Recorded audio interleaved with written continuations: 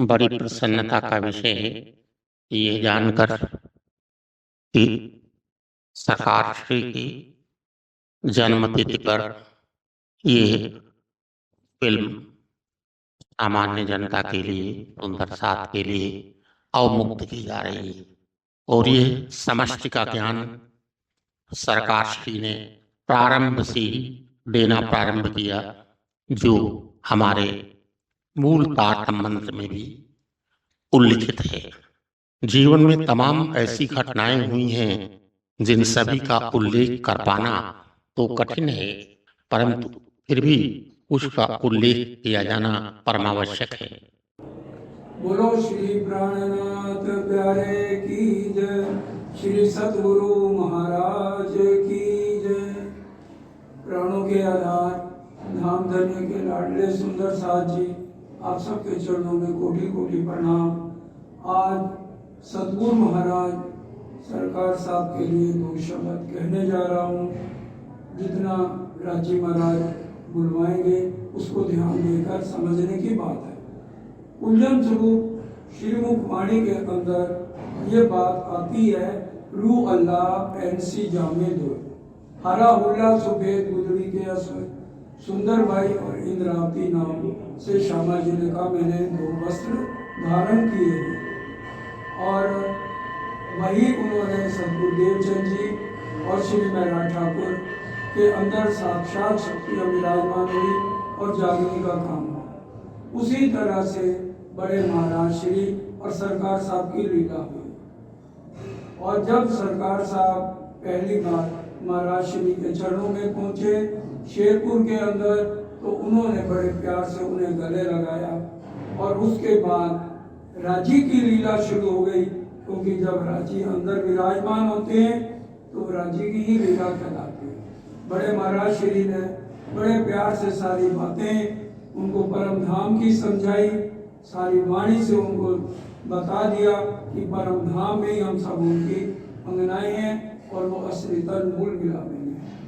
और कश्मीर में ले जाकर उनको परम धाम के 25 पक्षों का साक्षात्कार भी कराया। उसके बाद उन्होंने कहा कि भी जो लीला सतगुरुदेव चंद जी और श्री जी के तन से हुई है, और उसी तरह से वो दो लीलाएं हमारी कही गई है, जोड़े पर जोड़ा भया अंत समय था। ये क्या मतलब में आता है, जोड़े पर जोड़ा एक सतगुरुदेव चंद जी और श्री जी का, और दूसरा जोड़ा महाराज श्री और सरकार साहब का। जिस तरह से सतगुरुदेव चंद जी ने सब सुंदर साथ को इकट्ठा किया और प्रेम सिखाया और जागनी लीला की, बाकी शेष काम राजी महाराज ने इंद्रावती सखी से कराया। उसी तरह से हमारे परमहंस महाराज श्री, जिनको बड़े महाराज श्री कहते हैं, जो उन्होंने प्रेम समाज को दिया, सबको गले लगाया, उसके बाद जो लीला चली, जागनी का काम महाराज श्री से होते हुए संपूर्ण होता है सरकार साहब के ऊपर। वाणी का मंथन करना, वाणी को छपवाना, घर घर भेजना, और सब के लिए कितने कष्ट उठाए, तो ये सब सुंदर साहब के लिए उन्होंने उठाए। पहले महाराज श्री ने तपस्या करके एक पार ब्रह्म की पहचान की, तो उनके सद्गुरु मिले। उसी तरह से सरकार साहब ने उनको सेवा से रिझाया, तो उनको परमहंस महाराज श्री मिले राजी के स्वरूप में, और उनके अंतर ज्ञान होने के बाद महाराज श्री के वही उनके अंदर विराजमान हुए। अब लीला हम जाहिर करें, जो सुख सैया हृदय धरे, पीछे सुख हो शीस बनमा, पसर से 14 भवन। अब सुनियो ब्रह्म श्रेष्ठ विचार, जो कोई निज वतनी सिरदार, अपना धनी श्री श्यामा श्याम अपना वासा है निज धाम, अपना वासा है निज धाम। सरकार साहिब मेरी ज़िंदगी में आए और मेरी ज़िंदगी ऐसे बदल दी, मैंने कभी सोचा भी नहीं था। और कभी कभी मैं सोचती हूँ कि वो ना मिले होते तो मैं कहाँ भटकती होती, पता नहीं कहाँ होती। और उस वक़्त मेरे को कोई रास्ता दिखाने वाला भी नहीं था। सरकार साहिब मिले, आए, मेरे दिल में आके बैठ गए। फिर उनसे मीठी मीठी बातें करना, उनसे मीठी मीठी बातें सुनना, राज्य की चर्चा सुनना, परमधाम की चर्चा सुनना, राज्य की पहचान कराई, अंगना जान के जगाया, धाम का नाता बताया। और इतना प्यार मिलना, उनका इतना प्यार भरा था दिल में। सुंदर साथ ने पहचाना ही नहीं, उनके दिल में इतना प्यार भरा था। और मैं बहुत ही खूब नसीब मानती हूँ मेरे अपने आप को कि मेरे को इतना प्यार मिला। मेरे लिए तो सरकार साहिब आज भी यही है, मेरे पास है, मेरे दिल में है, मेरे करीब है। वो है तो सब कुछ है, वरना कुछ भी नहीं। प्रणाम जी। प्राणाधार श्री सुंदर साथ जी। मैं 1988 में फरवरी मास में रतनपुरी आश्रम आया। इसके पहले लखनऊ में जो 5वां शिविर लगा था जागनी अभियान का, उसकी समाप्ति के पश्चात सरकार श्री के निर्देश पर मैं रतनपुरी आश्रम आया था। सरकार श्री ने कहा था कि मैं आपको वेद से ही समझाऊंगा। रतनपुरी आने पर मुझे ऐसा अनुभव हुआ कि सरकार श्री के हृदय में महाराज श्री रामरतन दास जी के चरण कमल पड़े हैं। तो मेरे हृदय में श्रद्धा बढ़ती गई और उनके चरणों की छत्र छाया में मुझे वाणी बीतक का पूर्ण ज्ञान प्राप्त हुआ। श्री सुंदर बाई धनी धाम दुल्हन, इंद्रावती पर दया पूरन, हृदय बैठ कहे वचन एह, कारण साथ किए स्नेह, कारण साथ किए स्नेह।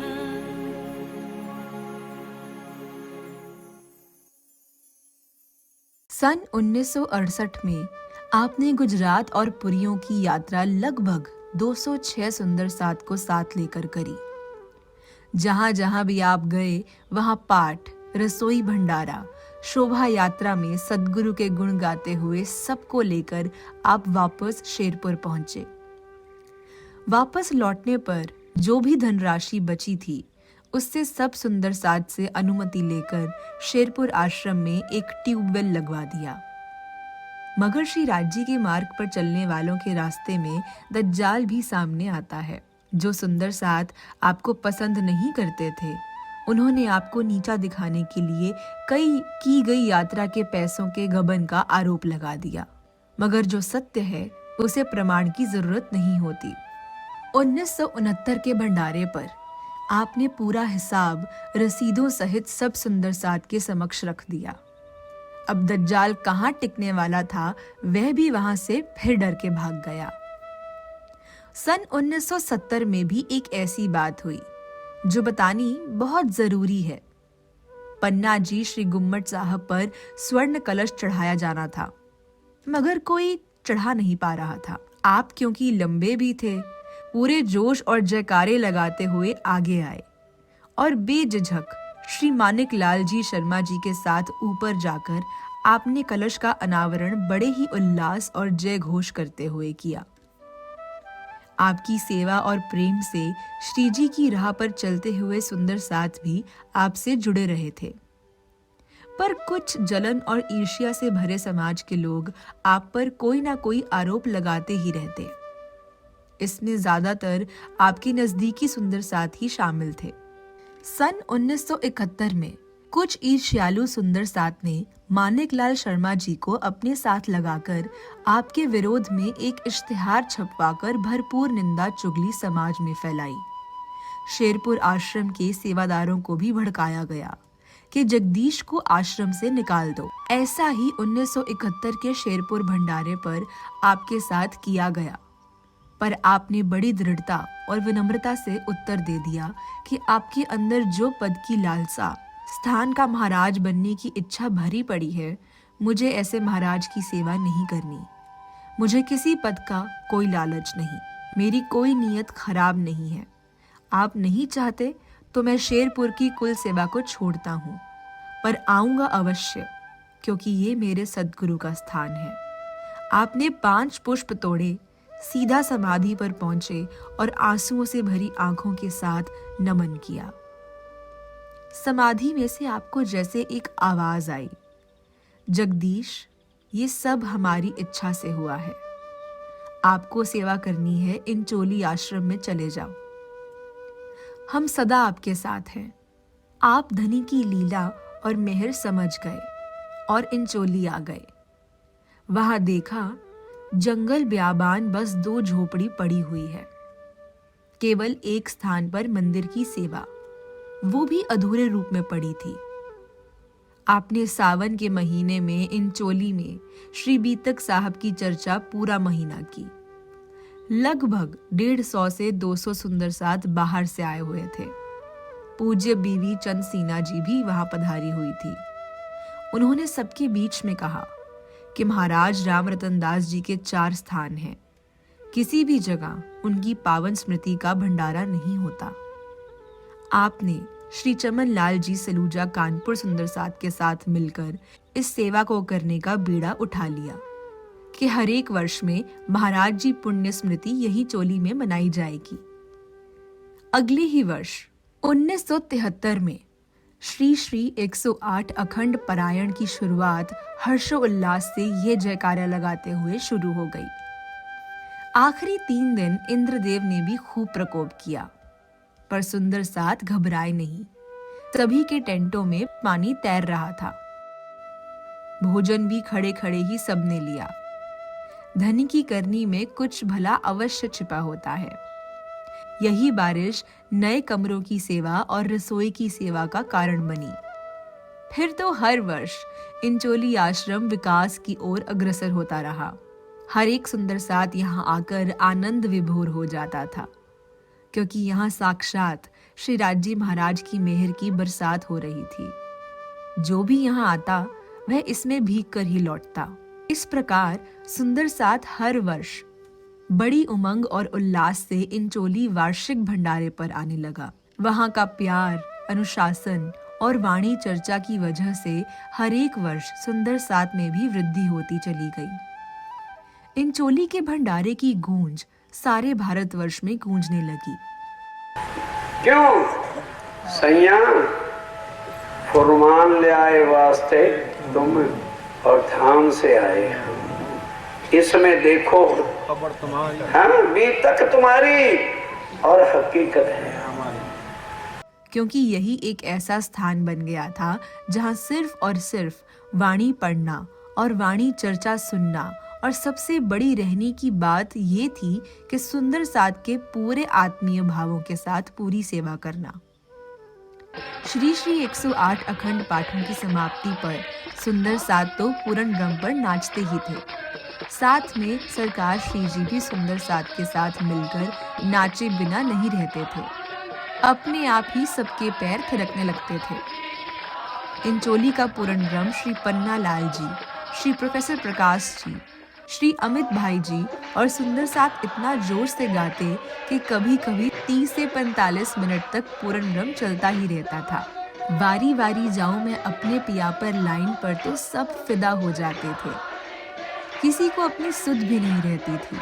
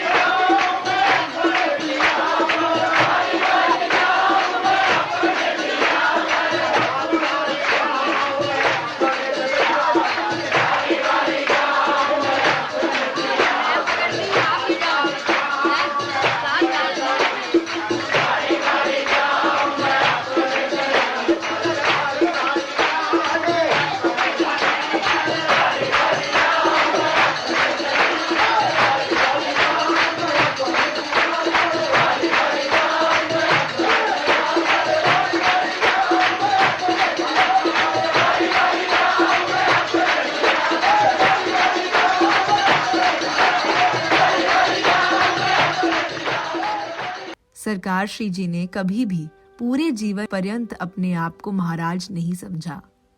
सब सुंदर साथ में घुल मिलकर ही रहते थे।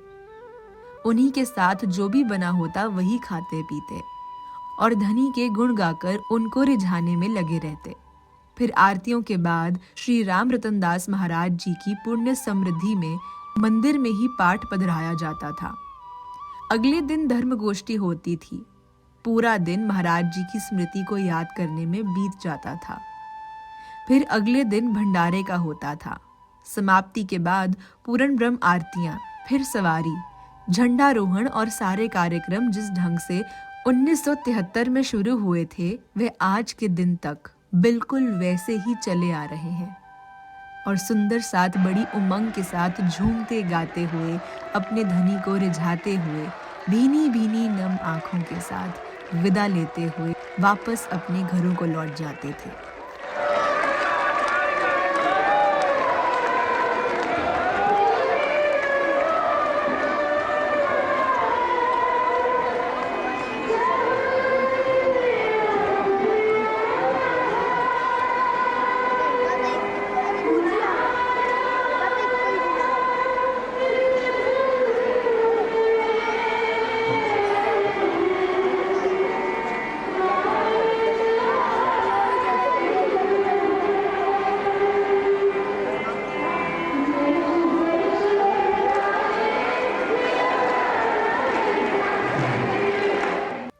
सबसे पहले सरकार श्री जी ने देखा कि इंचोली गांव को लोग चोरों का गांव कहकर बुलाते थे। अनपढ़ता तो थी ही, वहां इस कारण गांव के नौजवानों का मन भटकता रहता था। ये सब देखकर सरकार श्री जी ने सबसे पहले वहां स्कूल खुलवाया, जो बढ़ते बढ़ते इंटर डिग्री कॉलेज तक पहुंच गया। शिक्षा के क्षेत्र में यहाँ इतनी तरक्की हुई कि सारे उत्तर प्रदेश में इंचोली गांव के बच्चे अव्वल आने लगे। सरकार श्री शिक्षा के प्रबल समर्थक थे। रतनपुरी ग्राम में कोई शिक्षा की व्यवस्था नहीं थी, इसलिए सरकार श्री ने सबसे पहले वहाँ विद्यालय की स्थापना की। आज सौभाग्य है रतनपुरी ग्राम का कि वहाँ प्राथमिक कक्षा से लेकर माध्यमिक कक्षा इंटर कॉलेज तक कक्षाएं चलती हैं। पहली से लेकर 12वीं तक का विद्यालय स्थापित है। इसमें सरकार श्री का अथक योगदान रहा। ग्राम के पढ़े हुए बच्चे कई बड़े बड़े पदों पर आज पहुंच गए हैं। इसमें सारी मेहनत सरकार श्री जी के साथ साथ उस वक्त के अध्यापकों और प्रिंसिपल जी की भी रही थी, परंतु सफलता नहीं मिल पाई। सन 75 में स्कूल बिल्कुल खत्म हो गया और गांव वाले जो हैं महाराज जी के पास पहुंचे कि स्कूल बनना चाहिए। महाराज ने कहा, अरे तुम हमारे अनुशासन में चलोगे क्या, हमारी मदद करोगे क्या? गांव वालों ने हाँ भरी और सन 76 में सरकार श्री ने स्कूल को अपने हाथ में लिया। जब इसमें केवल 54 बच्चे थे, 54। उसके बाद 1 साल तक हमने छपरों में जो कपड़े थे फिर इनकी छत थी, स्कूल को चढ़ाया और दूसरे साल महाराज ने कुछ चंदा करा और स्कूल में 3 कमरे पर लेंटर डलवा। स्कूल को स्थायी मान्यता मिली सन 78 में और हमारे बच्चे परीक्षा यही देना शुरू कर दिया, नहीं तो बाहर जाया करते। सन 78 में बच्चे बढ़े, 200 की संख्या हुई। सन 80 तक चला और 84 में बढ़ता बढ़ता स्कूल 400-500 बच्चे लिए और हमें गवर्नमेंट की तरफ से वेतन मिलना शुरू हो गया। हमारे यहाँ टीचर भी बढ़े, 7-8 टीचरों का स्टाफ हो गया, 10 हो गई।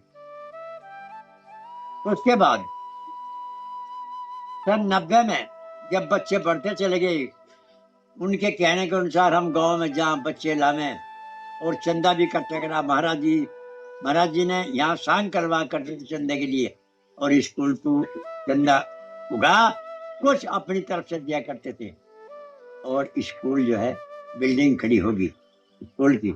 बच्चे बढ़ गए, 10वीं का स्कूल हो गया सन 90 में जाके और 2000 में जाके ये इंटर कॉलेज बन गया। विभाग के शिक्षा मंत्री नेपाल सिंह भी यहाँ आए। उससे पहले वीर बहादुर सिंह उत्तर प्रदेश के मुख्यमंत्री भी यहाँ आए, HKL भगत जी भी यहाँ करते थे। सरकार श्री की मेहर से यहाँ स्कूल जो है इंटर कॉलेज लगा, उसके बाद यहाँ सेंटर लगना शुरू हुआ।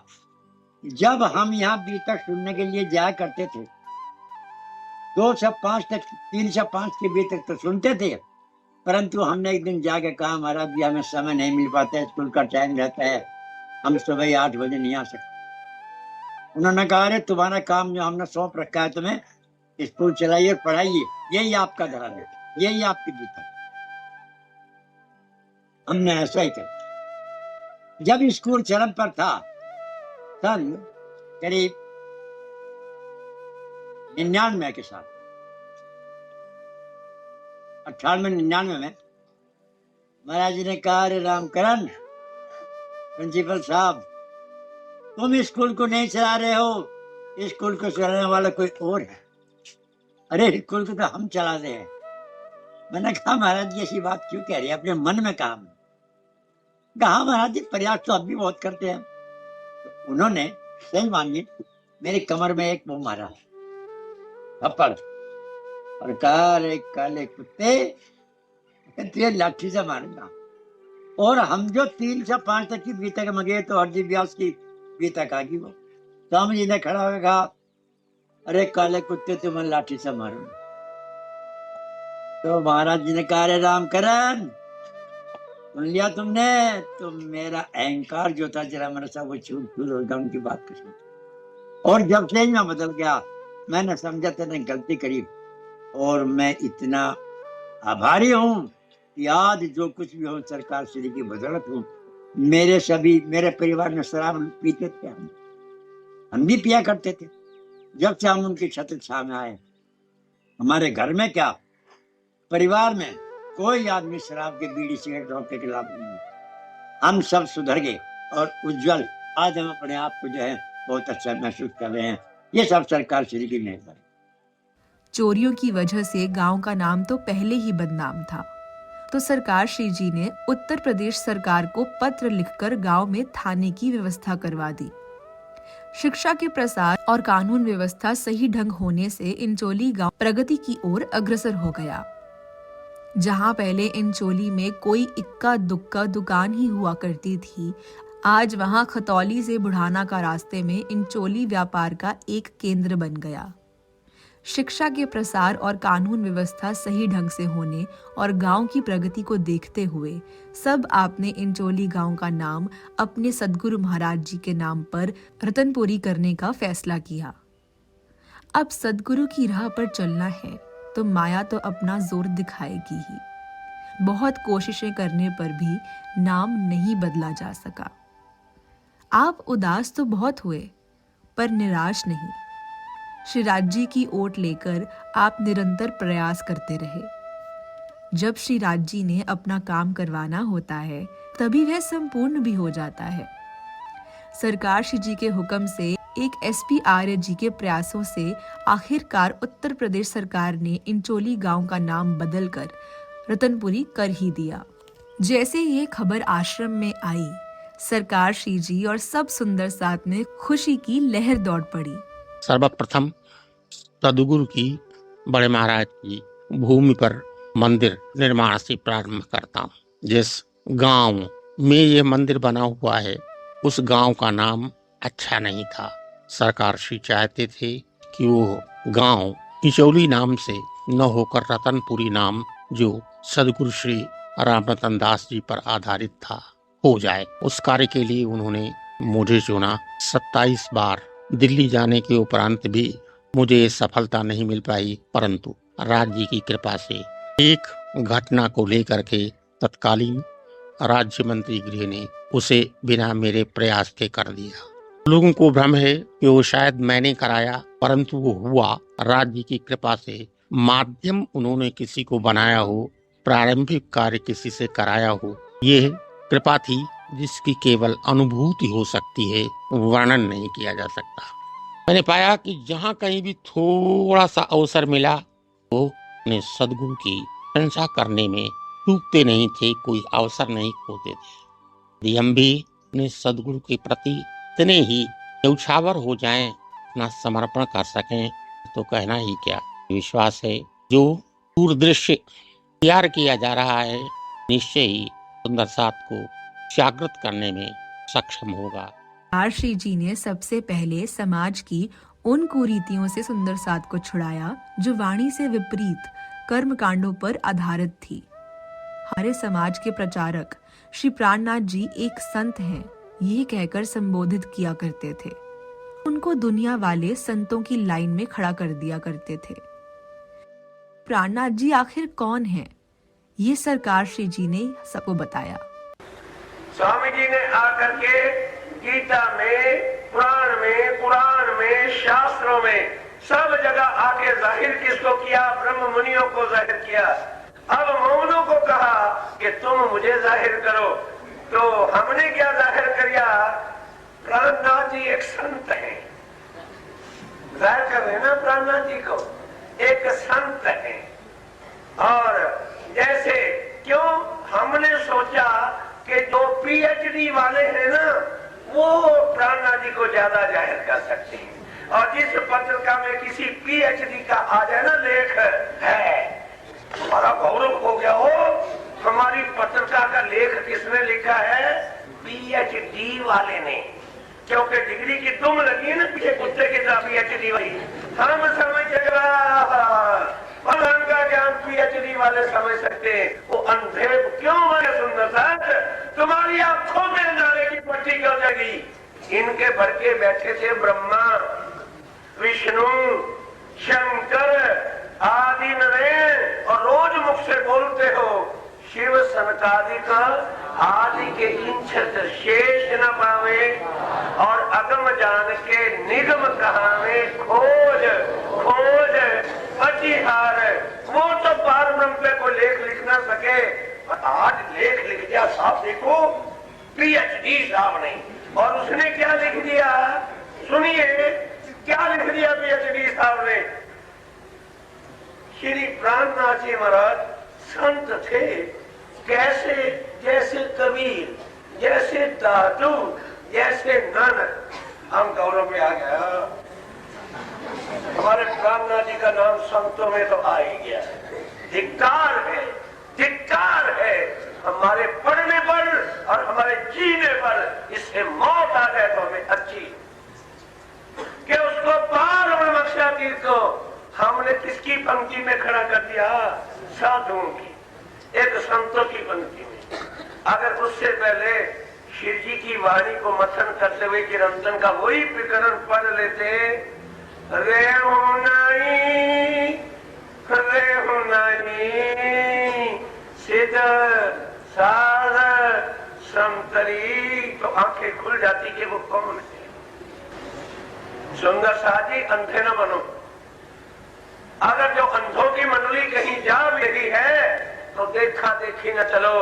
स्वामी जी कहते हैं अर्श का कुल खजाना तुमको ला के इसीलिए दिया कि साथ चरणों में आया सही और पाछले कारण ये वाणी। इस वाणी को लेकर के चलोगे कभी भी अंधार के खड्डे में जाकर गिरोगे नहीं तो चिमटी हार ऊंट कतार। एक ऊंट तो गया है खड्ड में, बाकी के पिछले भी वहां न गिरो। वो समन्वय करने वाले स्वामी जी नहीं। फिर हमारे प्रणामी समाज में जयंतियां मनाने की कुरीति भी चल रही थी। हम हर साल श्री प्राणनाथ जी का जन्म भी मनाते थे और उनके जाने का दिन भी मनाते थे। सरकार श्री जी ने रतनपुरी के मंच से सारे समाज को वाणी से यह समझाया कि श्री प्राणनाथ जी ना कभी जन्मते हैं और ना ही कभी मरते हैं और ना ही कभी हमें छोड़कर जा सकते हैं। उनको अगले जन्म भी इन बातों का शहूर नहीं आ सकता। श्री प्राणनाथ जी ने कौन सा ज्ञान लाके दिया है? ये पीएचडी वाले करके छोकरे क्या जाने के ये वस्तु क्या है? अरे जिसको ब्रह्मा विष्णु महेश्वर देवा आदि में बखान नहीं कर सके उसको ये टिचकू पिचकू की पूंछलियां लेके ढूंढ रख देंगे प्राणनाथ जी कौन है। तभी हम लोगों ने पीएचडीओ के पीछे लग के क्या सोचा, अरे भाई मीटिंग होने लगी पीएचडीओ को प्रधान बना करके। अरे भाई क्या करना चाहिए? अरे भाई जो दुनिया कर रही है हमें भी वही करना चाहिए। अच्छा भाई कबीर जयंती हो रही है, राम जयंती हो रही, गुरु नानक जयंती हो रही है और दादू जयंती हो रही है। पीएचडी वाले बोले फिर हमको भी प्राणनाथ की जयंती होनी चाहिए। हमारा समाज लग गया प्राणनाथ जयंती मनाने। आज जरा सुनना शास्त्री जी, विचार कर लेना, कोई कष्ट तो नहीं, मैं कोई खंडन नहीं कर रहा प्राणनाथ जी की जयंती को। जयंती कहते हैं जन्म को, जिसको राम कहते हैं उसका जन्म हुआ, रामायण बताती है। किसके घर हुआ? दशरथ के घर हुआ। उसके पिता का नाम दशरथ था, है था कि नहीं? इस तरह कबीर जी का जन्म हुआ, उसके पिता का नाम भी और जगह का नाम भी, सारा वर्णन उसकी कबीर जी के ग्रंथों में है। नानक देव जी का जन्म हुआ, उसकी माता का नाम त्रिप्ता था। इस तरह से उनके पिता एक पटवारी थे। हर एक का प्रसंग है। इतना बैठा प्रणामी समाज और गुजरात भी सारे बड़े बड़े यहाँ पर हमारे समाज के मालिक बैठे हैं। जरा मुझे लिख करके चिट्ठी भेज देना, या अगर कोई जानता है तो खड़ा हो जाए कि प्राणनाथ के पिता का नाम क्या है। फिर जन्म किसका मनाना चाहते हैं? जिसके न माता का नाम न पिता का नाम। और अगर तुमने माता पिता का नाम कहा नहीं तो कबीर पहले तुम्हारा सिर तोड़ेगा, मैं तो बाद में तोड़ूंगा। कबीर क्या लक्ष्य लेके कहता है?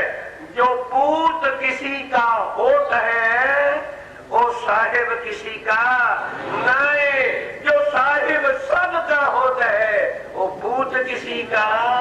अब इतने हजारों में तो आज सुंदर साथ बैठे हो, तुम्हारा मुख बंद क्यों है? बोलो प्राणनाथ जी के पिता का नाम क्या है?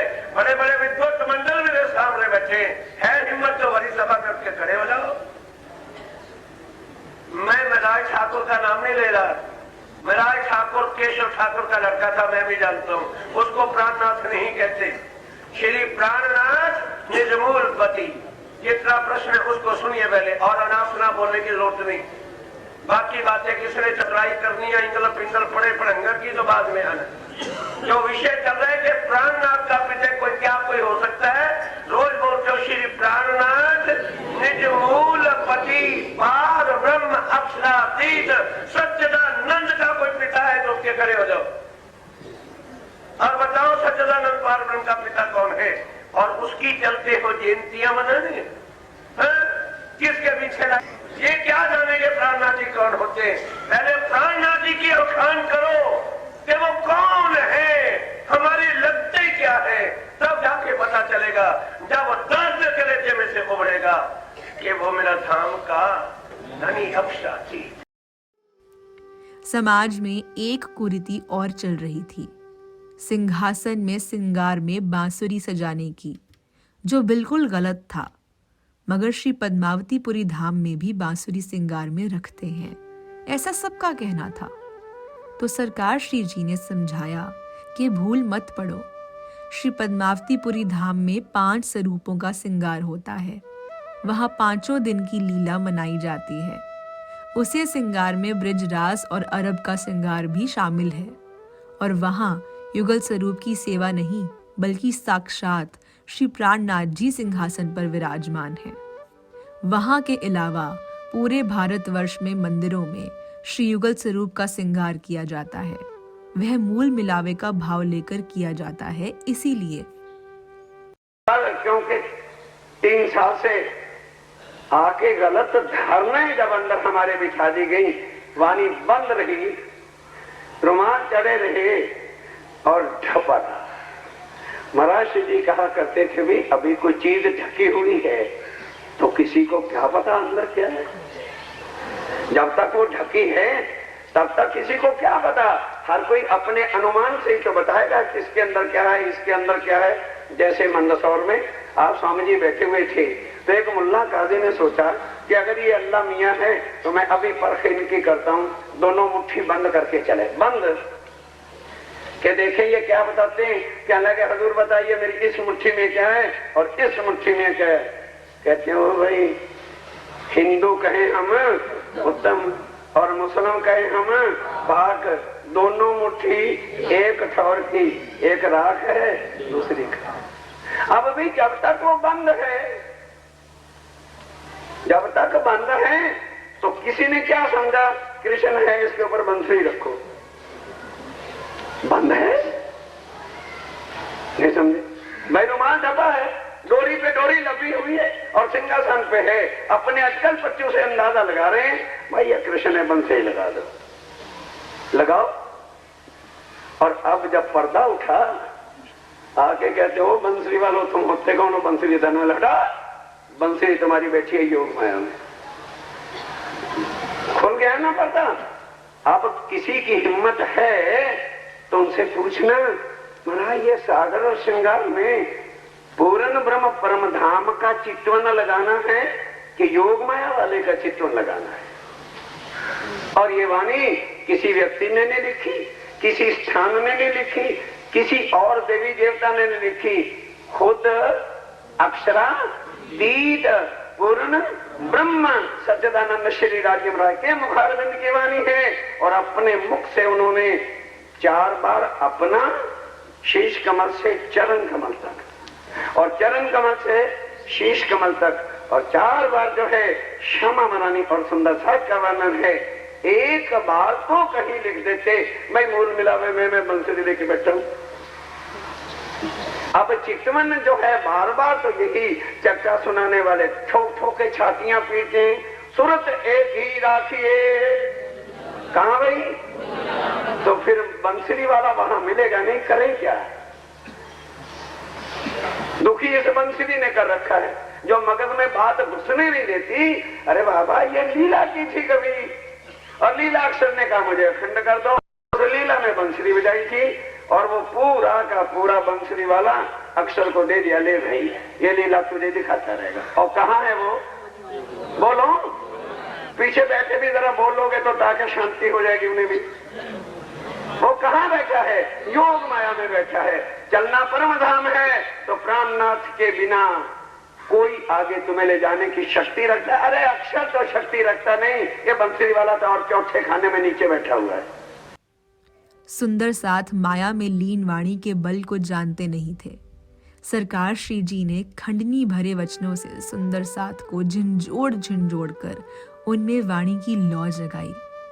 तब कहीं जाकर सुंदर साथ संसार की चाल से अलग प्रेम सेवा और वाणी की राह पर चलना शुरू हुआ।